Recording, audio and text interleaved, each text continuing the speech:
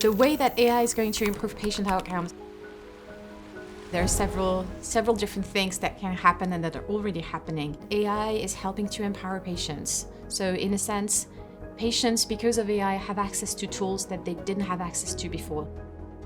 It gives them the information that they didn't have before so they can seek care in a different way.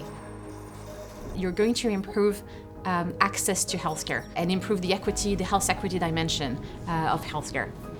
Whether it's about research or development, you can use AI to make sure that your clinical trials are more inclusive, more diverse, and that they address and they're tailored to the right people. You can use AI to better understand and better design the products that will serve the needs of those specific patients.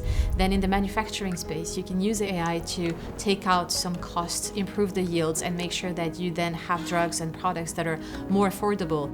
The number of barriers for access to healthcare are related to the fact that addressing specific groups and making sure that specific groups have the products and the services they need means it's an additional work that usually comes at the end of that process. So let me take an example. We've had TB drugs for 40, 50 years that are super effective on adults. It took about 40 years to have those same drugs formulated for kids.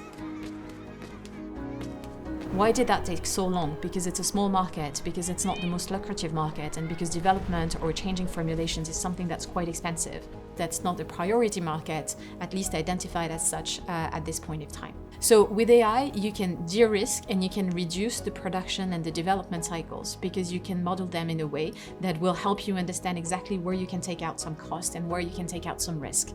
And so that means that you'll be able to bring the right products to the right patient much more quickly than before.